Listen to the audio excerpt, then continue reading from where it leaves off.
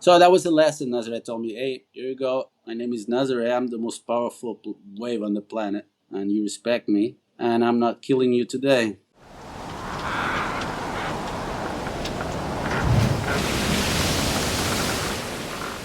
All right, guys, welcome back to A Classic. I'm your host, Jack Akrop, and today we've got a special guest, Mr. Antonio Silva. Antonio is a big wave charger from Portugal, and we're going to talk about some interesting waves today. As we know, there's some pretty heavy waves in Portugal, the Cave, Nazaré, some others as well, and let's get right into it. So, Antonio, thanks for coming on, man. Appreciate you being here. I appreciate it. Thank you. Super stoked to chat with you, as I chat a lot of times, and it's now we're recording. We're creating content. Creating content, man. We're content creating. All Content right. creating. You're right. Yeah, Making the world a better place. exactly.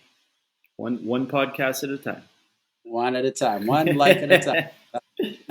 So what was it like growing up in Portugal, man? And how did that kind of shape the way that you look at surfing and kind of made you look at the world of surfing? It's quite a blast, man. You know the quality. You got in love with this quality of waves as well. You know the potential, and it's amazing to have such a world class waves in such a short area like Portugal because it's small, right? And yeah, it has been awesome.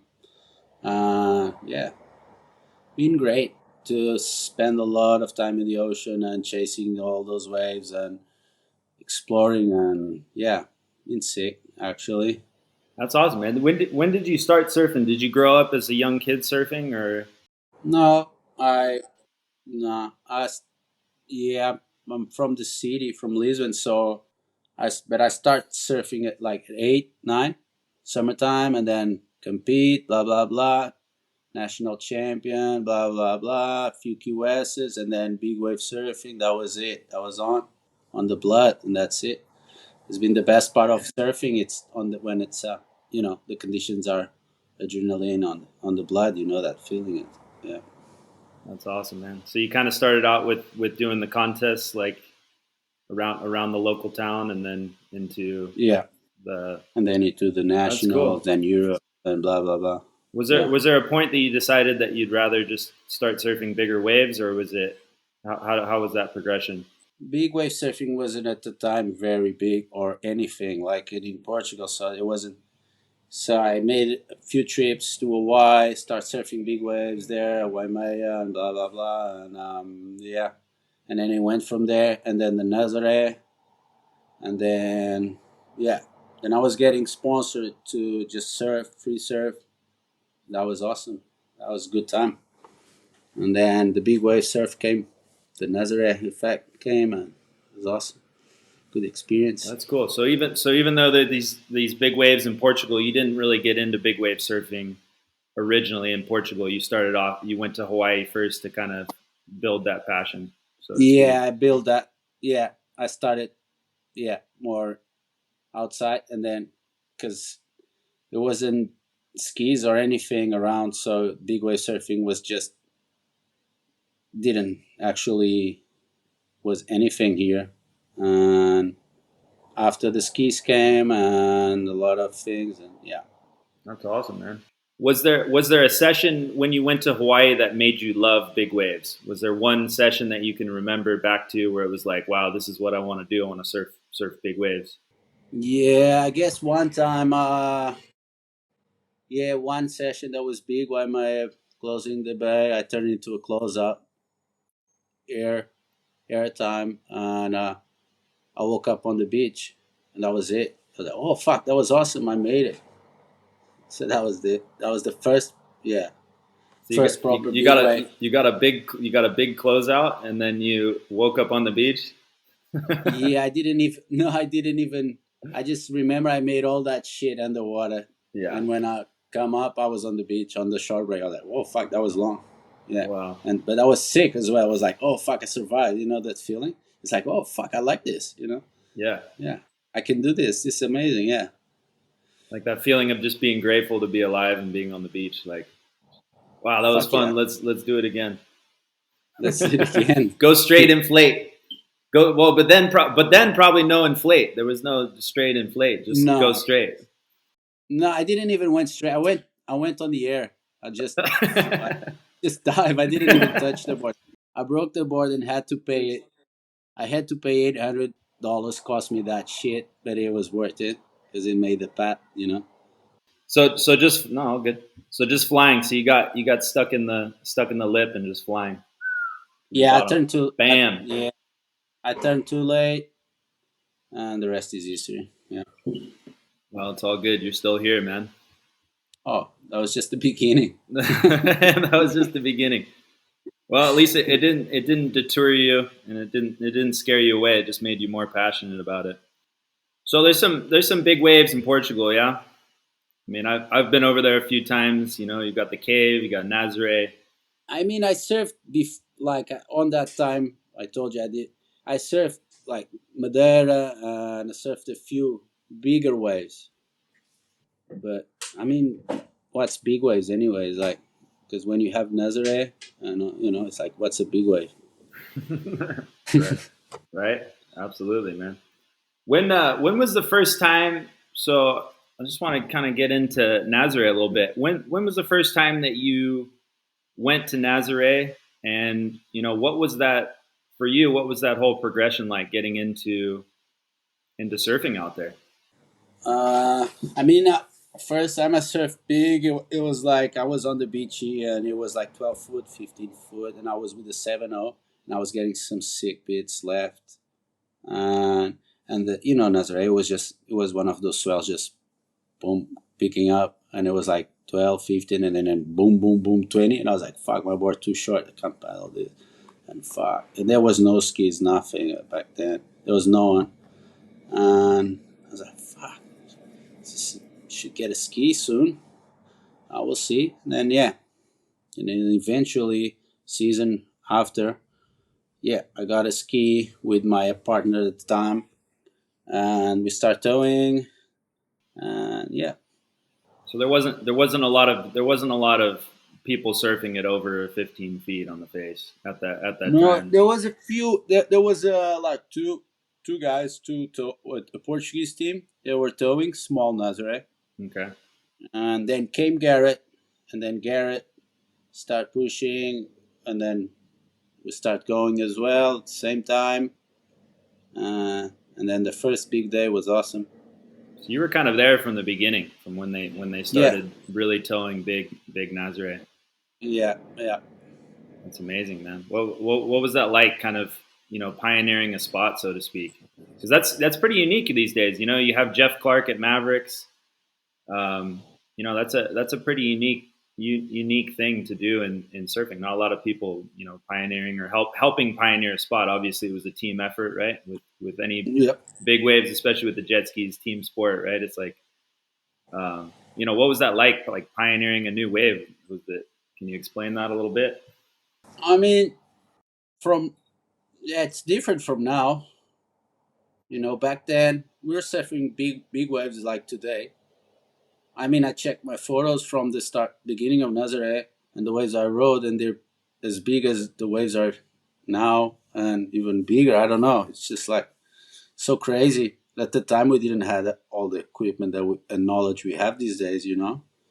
All the training with the skis, all the gear, and it's if you start today, it's so much easier, so much, you know. Back then, we look into that inside, and it was like a dead. You look at that another inside, and it's fucking. And now we look like, oh, fuck, yeah, one more go, let's go. It's different. Yeah, Things, the evolution was good. You know, that's the best part of the crowd and all the attention in Nazaré. It's that the knowledge and the equipment, everything that got so much better these days. That makes everyone more safe. absolutely. When you guys were starting out, was it just impact vests, or were you wearing vests at all? What was that? Fuck, I had one XXL that I didn't even use a vest, So no vest, just a wetsuit. just a wetsuit. My first XXL. Yeah, I can't even imagine that because the only like I mean like you said it's progressed so much. And the only time I've been over there, I wear a impact and an inflation. So I mean, I didn't even know. It's not something. Oh, I don't need. yeah, So I don't need. It's just like it was what it was. What equipment I had, and I didn't even fucking knew it. We need that shit. So that's just so legendary though, because it's like, no, I don't know. It's not. It's not. It's like fuck. It's like it was what it was. But nowadays, I look and I'm older and I have way totally different perspective. And if I see someone not using a vest, it's like fuck. You're arrogant. You know. yeah, You're out there with no safety gear, which is something that if you're out there, you already spend a lot of like money on the board and whatever. If you don't have a vest, it's like on a place like that. You know what I mean? Nowadays, but back in the day, it was some fuck. It was what it was. well, I mean, yeah, if you don't have the equipment, or if you didn't have the equipment at the time, it was kind of, you make do with what you have, right? Most of the people at the time, no one was using vests. You know, but but not using it. Nazare is more different because you need more of that flotation, right? Just especially on that inside with all that aerated water, yeah. Yeah, with all that water, and then you take like 10 waves in the head, and then it's not like, oh, get two big ones and then you're finished. No, you know the place. You can get like 10, and then the rip takes you back out, and then. But yeah, I look, but I look. I have many ways of looking, and when I see kids like, especially when like talking, for example, for cave, and same shit. Well, I didn't use nothing for many years, and yeah, I was like, when I look into my old sessions at cave, I was like, what a fucking dumb. But that was it. I wasn't like, oh, I'm not using this because I don't need, I'm too good, or not because I was disrespectful. It's just it was what it was at the time. Nowadays, if people go out there and don't have, don't take us, like, I mean, can touch is that like part of being like stupid, right? With all the knowledge and equipment that anyone can have, because someone will save your ass. Someone will have to, like myself. I had to. Is there a particular wipeout you had or wave you caught early on at Nazare where you started to understand really truly the power of that place? I know I've seen a couple crazy photos of you in front of the lighthouse, getting blown through the rocks. Was there Yeah. anything like? Is there a wave in particular? Because as I was talking about, we're gonna pull up some of these videos, and I know there's one in particular. I don't know if that's the one you want to talk about, but there's a photo of you like right in front of the lighthouse. Can you explain that a little bit? What's that experience like, man? What was that? Can you explain what do you want from life on that one? What's that shit like, man? That was it. That was the moment. Like, that was fucked up. But the thing is, that was the biggest day I've been out there for sure till today. Yeah, and I've been, mostly all, but no, I was one of those guys at the start of. I'm more, me. I'm more a slab guy. I would like more barrels, and I was always been more focused on barrels, and I always think my best wave of my life is going to be a barrel. I'm not going to go straight on the wave of my life. That means it's not going to be the wave of my life if I'm going straight. And I used to call Nazare, like most of the people at the time, a fat burger. So I actually had a relationship with the wave. Like, she was like, "Okay, you call me a fat burger. Okay, well, here we go. Try me now." And then it was the most powerful, yeah, wave that ever fucking, yeah, it was a lesson. Like, oh, you respect me, Nazare gave me that lesson, like, oh, come here, but respect me. And at that time, mostly when we were towing further way outside than these days. Actually, on the big days, we're not towing like performing like 2 days. You see the young guys like Lucas and Kai, and they're actually performing. Then back in the day, we're like surviving, Hmm. and it was like I remember that day I had a big session before, which I didn't drop any waves, and the photos and the videos were shit. I was like on the shoulder of the shoulder, and I got so pissed. I was like, "What a fucking cook! Just shoulder on towing." I was like, "Fuck, next one. Oh fuck, I'm gonna go fucking straight into the lighthouse, whatever." And if you see the video, that's what happened. I went left, left, left, and then go straight, and the lip actually hit me. The rest is fucking. I got 5 on the head. Underneath the rocks, hit the bottom outside. Big mama head, fucking.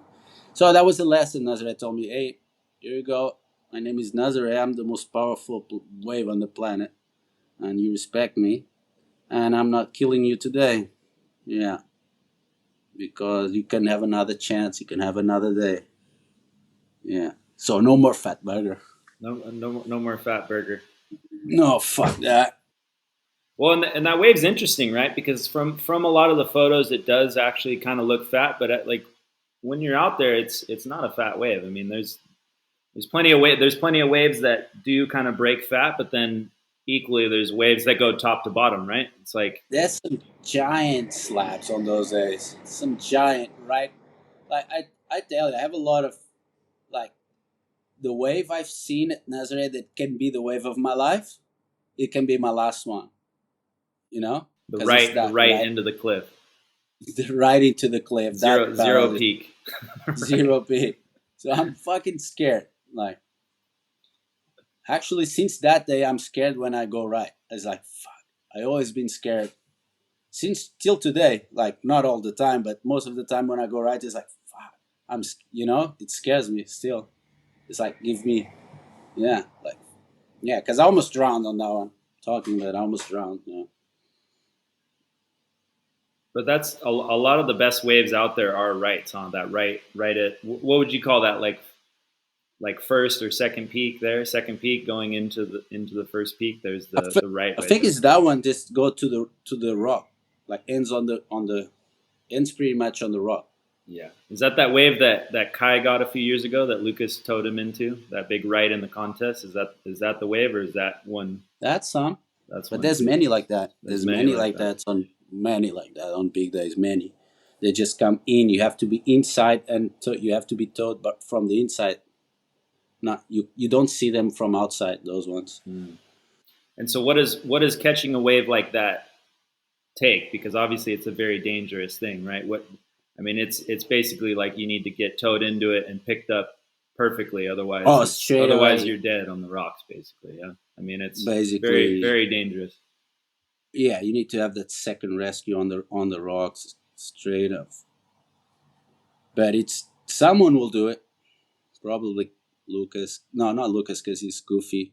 But a regular foot. I mean, I never seen anyone. No, no one have ever barreled there. No, no. And I don't. I'm not sure if I want to be that guy. You know, you know, you don't want to go right into the rocks. No, I don't know. That's fuck. There's some giant. On those giant days, there's some giant right hand barrels there. They're like fuck. I look at them as like fuck. That's probably way, but then probably it's not. Eventually someone will gonna get that one for sure. It's gonna be crazy. A guy in the pit like that, it's gonna be nuts, man. Absolutely, man. So Absolutely. you're talking about just recently about how you prefer the slabs really. Like you like Nazare, but you prefer a barrel. Yeah, I rather barrel like open barrel where you can trust the like you see that it's open and okay, yeah. Yeah, absolutely. But everything is unique. Every wave has it. No, absolutely. And you guys have one of the heaviest barrels really. From what I've seen, both you know just with how hollow it is and also just how dangerous the slab of the cave is. Oh, Um, the cave's such a gnarly when wave. when did you start surfing the cave? Oh, long ago. I was probably 17, 18, Okay, 10 years ago. Yeah, 17 start. or 18, so pretty young, surfing already into those big slabs. Yeah, I wasn't surf big. I was surfing like normal cave, not like today.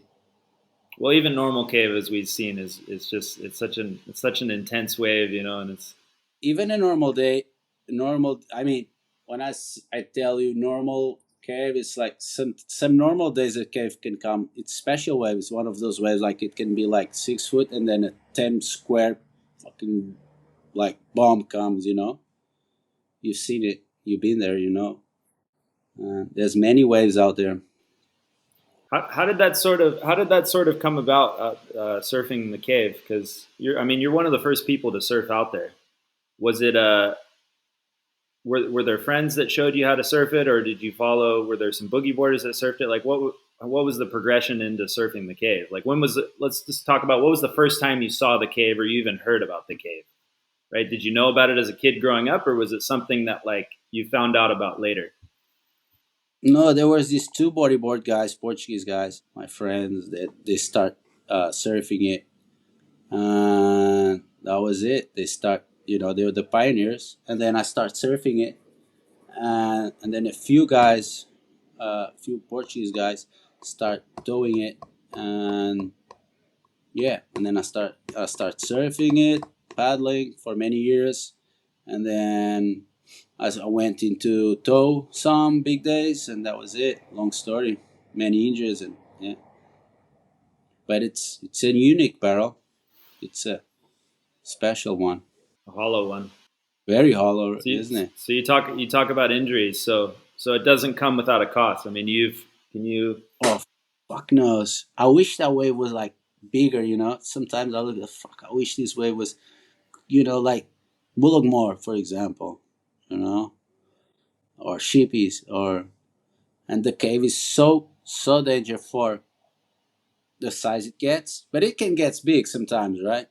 So you've been there one. I remember you were there on the big day. We yeah you got me and Mikey yeah, when you and Mikey were towing it pretty that big. was big. That was big, huh? That was big. I was big. Like okay, this is a big wave. Um, yeah. Was that day that one wave I can remember back to was that one of the bigger tubes you've gotten out there, or No, has there been one specific wave at the cave that you can really remember back to that was like whoa that was the best cave, and it doesn't need to be the biggest, maybe it was the most perfect it was whatever.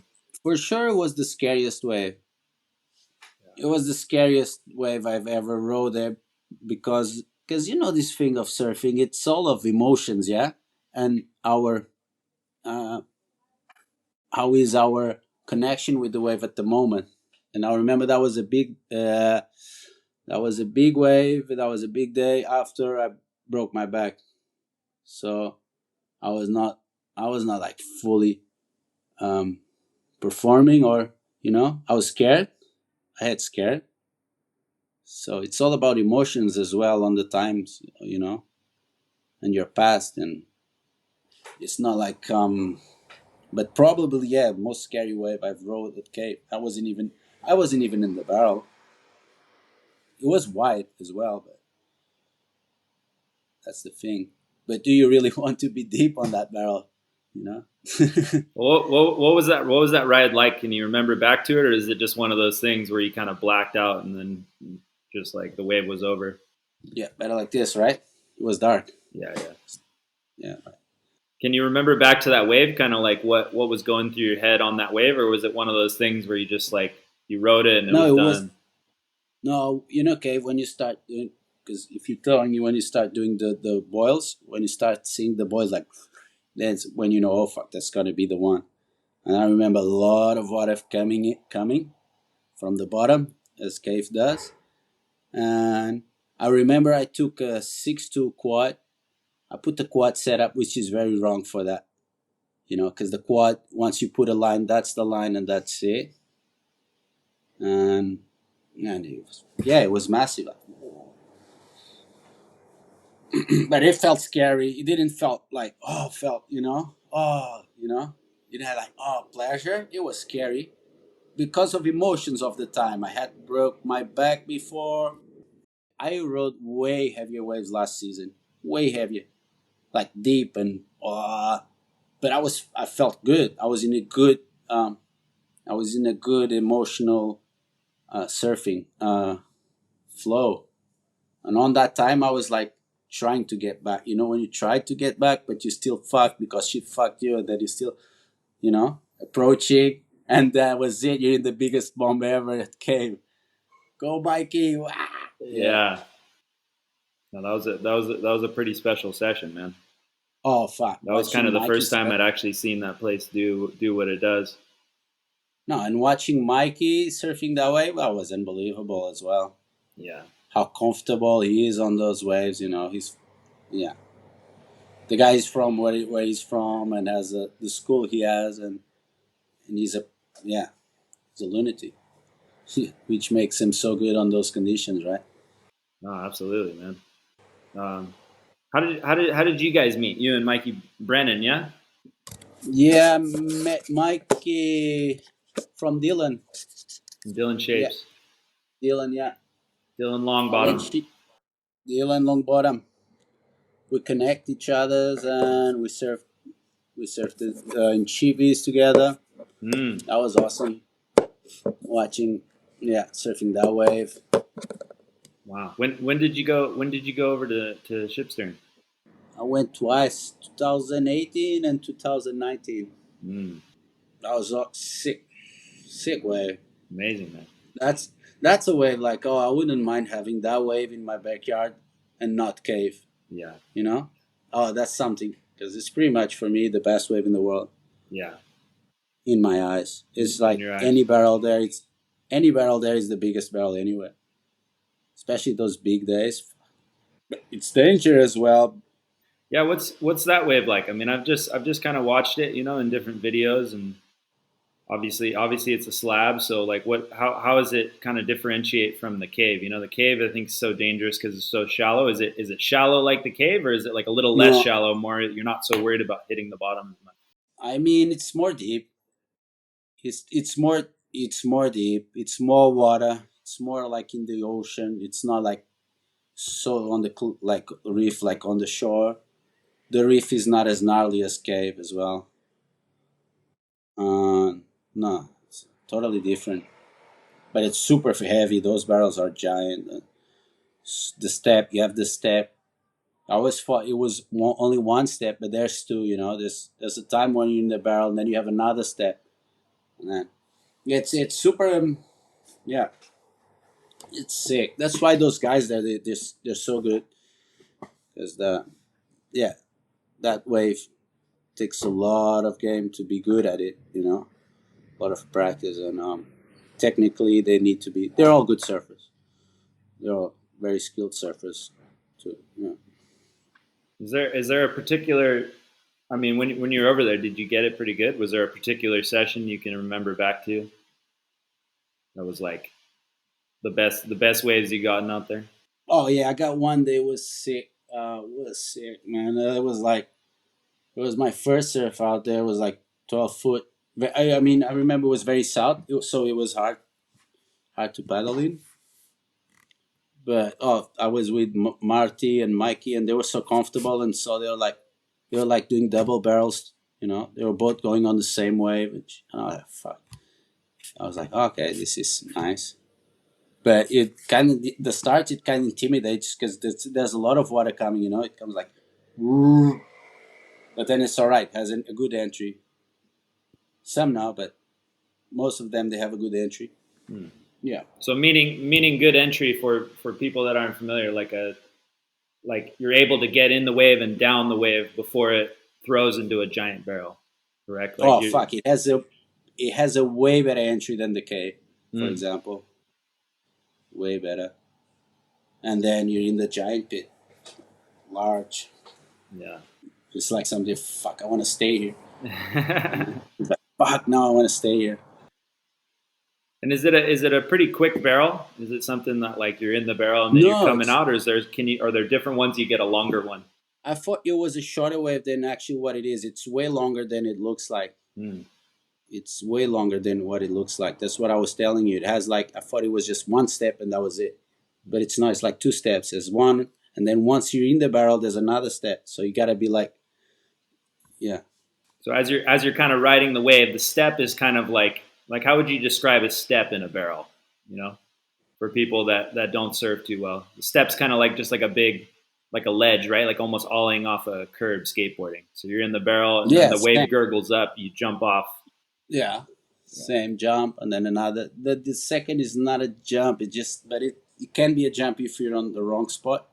So Were you able to tow it when you were over there too, or were you mostly paddling out there? one morning I did. It was sick. Mikey told me I went to the reef, and that was it. Finished. One and done. One and done. That was sick. Made an Go air. straight Done. to the rocks. Straight to the rocks. That's it. Sick. Crazy, man. Crazy. No, that's So another. where's home for you right now, Antonio? Lisbon. Lisbon. Right on, man. Where you been? Same spot. Yeah, same spot. I'm in Santa Cruz. Living here, doing my thing, running my school here with the kids and everything. So How is it going? that's going good, man. Yeah, it's Yeah. been it's a learning process. Obviously running a business, but still trying to chase swells. Um, But you're doing the school with adaptive surf as well, no? I've seen. so I help with high fives a little bit. High So high five. fives, yeah, it takes athletes that have had kind of um, bad injuries and such. Whether that is snowboarders or skiers that have had really bad injuries and are paraplegics, quadriplegics, and now high fives is also helping with veterans too, and amputees as well. I'm probably not describing it as well as I can, but yeah, high fives is a an organization that helps people with adapt. We just went to Waco, Texas. Actually, that was a few months ago. So I Oh, went with that's the them. one I saw. Right. That was the one. So Amazing. yeah, really good stuff, man. They do a lot of really cool work. Definitely anyone out there that's listening, check them out. High Fives Foundation. They're out of Truckee, California. So I've been doing a little bit of that, volunteering there, and then yeah, just running my surf school. And then running the surf school. Yeah, and the waterman, just teaching kids about the water and safety and all of that. So what is it you've been doing for work?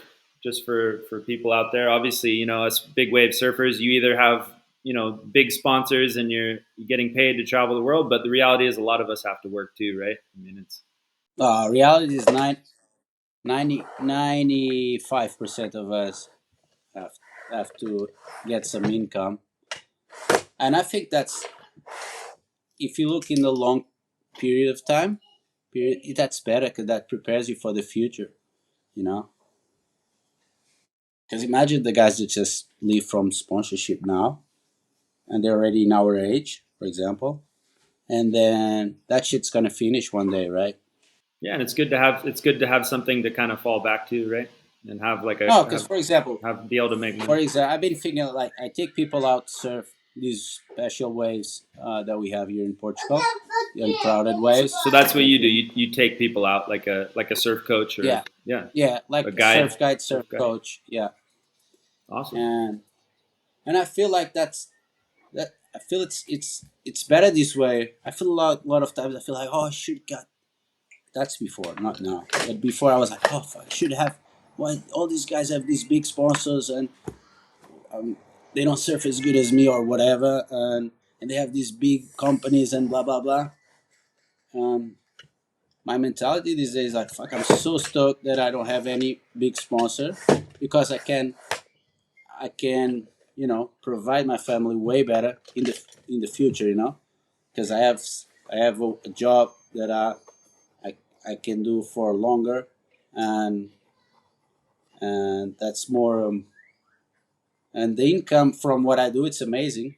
Like I take people that traveled around the world and pay surf guides all around the world, like me. And a lot of times they come to me like, "Fuck, thank you, that was the best surf day of my life." I was like, really? Yeah, yeah, best surf day of my life. Ah, it's sick, At the same time, it's sick. Sometimes it's not as good. Sometimes it can be like, fuck, it's cold, and there you are. And So you gotta help people, and that's also a beautiful thing, right? Being able to yeah, share what you've learned over time. yeah, that's it. Share and give the advice on the coach. Yeah, do this, do that, and it's kind of cool. But sometimes people had different lives. They worked their ass, or some of them, some not, but whatever they did with their lives till their 40s and 50s, and now they're into surfing. That's it. They could have. It's those type of clients that they could be, doing different stuff.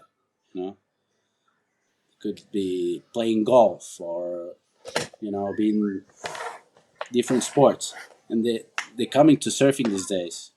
That these people didn't surf back in the day, right? Yeah. No, absolutely, man.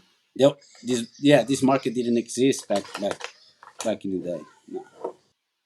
And so how did you start to get involved? Was it one of those things where you just got one person asked you for one client asked and then it kind of worked on from there? Do you market yourself? Like how is it that you kind of started this business? Man, it just because I do the safety with the skis for the WSL events. Okay, you do. So you So you help yeah, with the WSL events. That's yeah, awesome. yeah, yeah. So that's another thing I do. But so I start taking people surf, and then one mouth to the other one, and then these secret spots, right? So I'm not really promoting crazy. So I don't want to be the guy ruining the lineups. You know, Yeah. I want to keep it like still okay.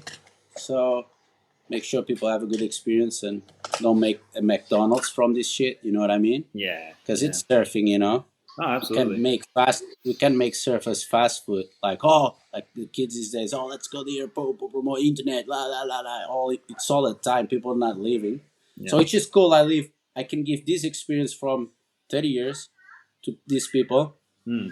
and I can see them. They're like, thank you. They're very grateful, and it's not cheap. It's not a cheap experience, Hmm. but they're still very grateful. So Yeah. Well, for people out there, that are listening to this or whatever, what's the best way to get a hold of you? If somebody would, want that kind of experience, or is it better to reach out to your Instagram? Like, how can yeah, how can we just help by you? And yeah, by Instagram. Just go on my Instagram and just message me, and I'll take care of them while they're traveling to Portugal, Europe. I can organize the trips outside Portugal for different waves, and yeah, get the time of their lives. Put my experience on the road, and make people happy. that's what it's all about, man. I think that's all about. We just get too much on the fast food, right? Yeah, Right. absolutely, man. Like these days, you see surfing, it's all fast food and like biggest or blah blah blahs, and it's cool. We have these people that coming into surfing that wants the experience from guys like us, like me, like you, like many guys around the world like us. We're not all surf stars. Some of us, have a deep connection with the ocean that can be shared.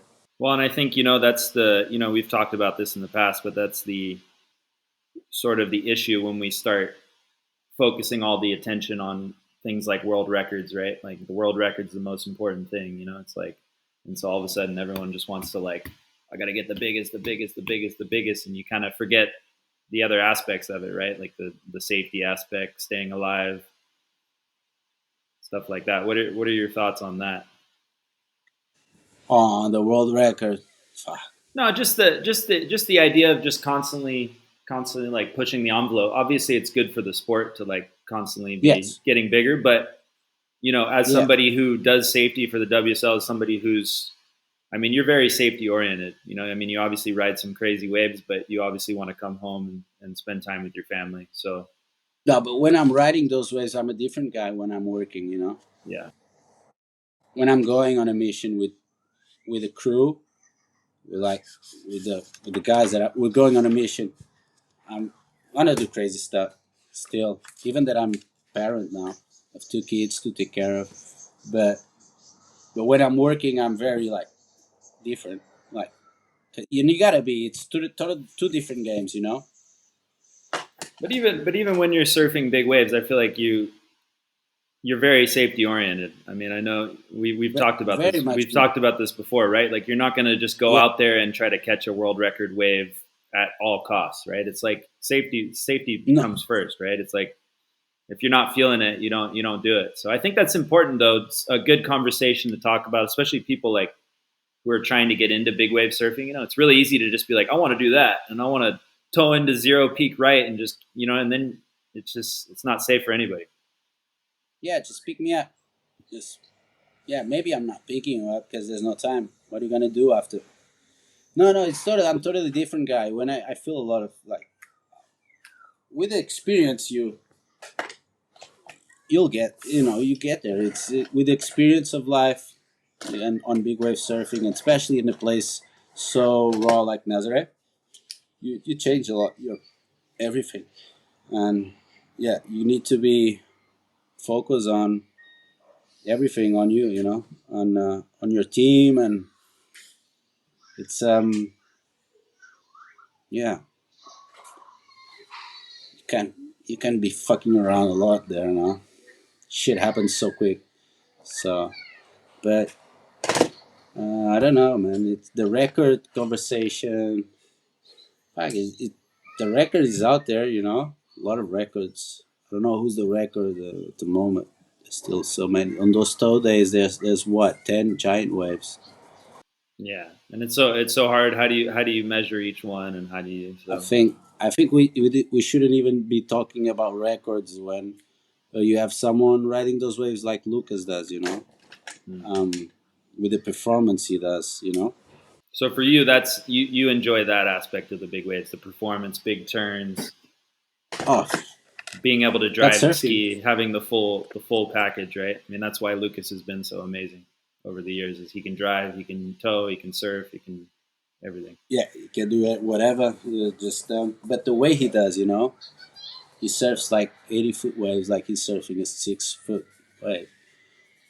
So um, and deep and all the aspects of he's on a different level, and so the record conversation. It's I think yeah, I think the record should be from a guy performing like Lucas, and then less less problems of people trying to kill themselves just to get a record. You know. Well, it's been a joy talking, my friend. I'm glad we were able to get on here and chat a little bit about surfing. Is there anything you'd like to add before we wrap this thing up? How many followers I got? I mean, you're probably gonna get at least like. 4, I mean, you might get four, you might get five, 5. maybe six. Please make my life better, Jack. You never know, bro. Make my life better, Jack. Make me happy. No, make but make me happy. what do you want to talk more? What didn't we talk? What Well, didn't we'll we we'll talk? stay and we'll talk a little bit more. But if there's anything else you want to add, just let me know. Yeah. Antonio Silva, thanks for coming on the podcast, man. I appreciate it. Thanks, me, buddy. Yeah, buddy. I'll say. Thanks, Jack.